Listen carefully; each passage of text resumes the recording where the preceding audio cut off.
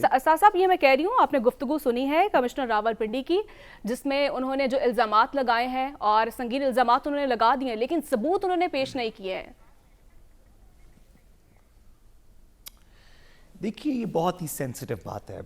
کبھی کبھی ایسا وقت آتا ہے سیاست میں, کوئی ایسا ایونٹ ہو جاتا ہے کانسٹیٹیوشنل فریم ورک میں جس کے بعد الفاظ آپ کو نہیں ملتے کہ آپ اس کو کیسے ڈسکرائب کریں. یہ سمجھ نہیں آتی کہ کس بات پہ اس میں کس کو قصوروار ٹھہرائیں, اس کو کیسے پرسپیکٹو کے اندر دیکھیں, اس کو کس طرح اس میں سے کوئی بہتری کی نوید نکالیں. گزارش یہ ہے کہ دو ہی صورتیں ہو سکتی ہیں. ہم ابھی قانون کے پروسیجر کو ایک سیکنڈ سائڈ پہ رکھتے ہوئے دو ہی صورتیں ہو سکتی ہیں, یا یہ سچ بول رہے ہیں یا یہ جھوٹ بول رہے ہیں. اگر سچ بول رہے ہیں تو کل کو قانون کے تابع رہتے ہوئے عدالتوں میں اپنے ثبوت پیش کریں گے اور اس کے اوپر کچھ کانسیکوینسز ہوں گے, یا الیکشنز انڈو ہوں گے, یا یہ سیٹیں ریورٹ کرنی پڑیں گی, یا لوگوں کو سزائیں ساتھ ہی ساتھ دینی پڑیں گی. اور یا یہ جھوٹ بول رہے ہیں جس صورت میں اور کسی کو کچھ نہیں کرنا پڑے گا لیکن ان کو جھوٹ بول کر الزام لگانے کے اوپر کوئی سزا دینی پڑے گی. دونوں صورتوں میں اس میں سے جو بھی ایونچوالٹی نکلے یہ اتنی ضروری نہیں ہے, کیونکہ وہ بعد کی بات ہے, وہ پروسیجر کا کام ہے, وہ قانون کی دیگر پیچیدگیوں کا کام ہے. جو اصل سیاسی مسئلہ اس لمحے میں پاکستان کو درپیش ہے وہ یہ ہے کہ اس کریڈیبلٹی میں سے کیسے نکلیں گے. ایک ایسا الیکشن جو انفارچونیٹلی پہلے ہی متنازع ہو چکا ہے, تمام پولیٹیکل پارٹیز نے کہہ دیا ہے, سوائے ایک کے شاید نواز شریف صاحب کی پارٹی آج بھی ڈیفینڈ کر رہی تھی, میں اس پہ بھی ایک سیکنڈ بات کرنا چاہتا ہوں. لیکن ایک تو ویسے ہی الیکشن کچھ متنازع ہو چکا ہے. سکندر سلطان راجہ صاحب کے شان میں جتنا کو قصیدہ پڑھا جا سکتا ہے وہ ہم نے اس پلیٹ فارم سے پچھلے 6-8 مہینے کے اندر پڑھ دیا, لیکن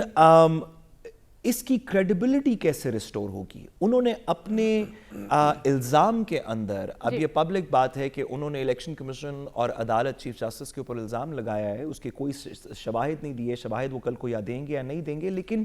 کریڈیبلٹی کیسے ٹھیک ہوگی. یہ وہ ادارے ہیں, آپ اس کو کمشنر راولپنڈی نہ سمجھیں,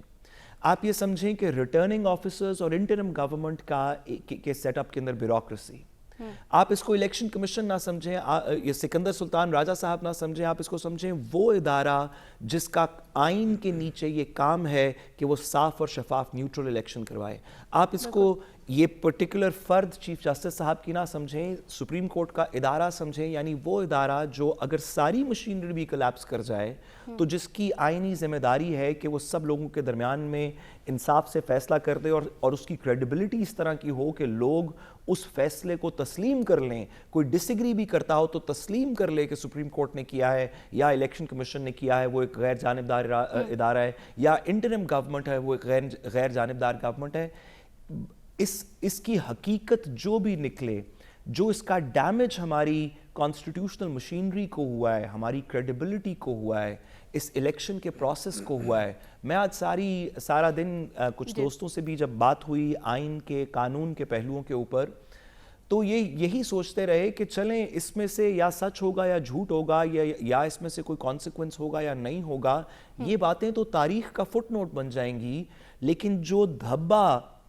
اس کی وجہ سے کریڈیبلٹی آف دا سسٹم کے اوپر آیا ہے اس کو کیسے ٹھیک کریں گے. اگلی دفعہ جب 5 سال بعد جب بھی الیکشنز ہوتے ہیں, ڈیپینڈنگ آن کہ سپریم کورٹ اس میں کس طرف جاتی ہے, لیٹس سے 5 سال بعد جب نیکسٹ ٹرم کے الیکشنز ہوں گے تو اس وقت کے کمشنرز پہ کیسے اعتبار ہوگا, اس وقت کے الیکشن کمیشن پہ وہ جو بھی ہو کیسے لوگ اعتبار کریں گے, اس وقت کی سپریم کورٹ کے اوپر کیا کریڈیبلٹی ہوگی. یہ اس کے سسٹمیٹک مسئلے ہیں جس کو آنے والے دنوں میں بڑی سیریسلی سیاست کو سائیڈ پہ رکھ کے, اپنے بائسز کو سائیڈ پہ رکھ کے اس ملک میں سسٹم کیسے چلے گا, اس ملک میں اداروں کی کریڈیبلٹی کا کیا تقاضا ہے, اس پہ بڑی سیریس بات ہونی چاہیے. ٹھیک ہے, ساسب سسٹم کیسے چلے گا.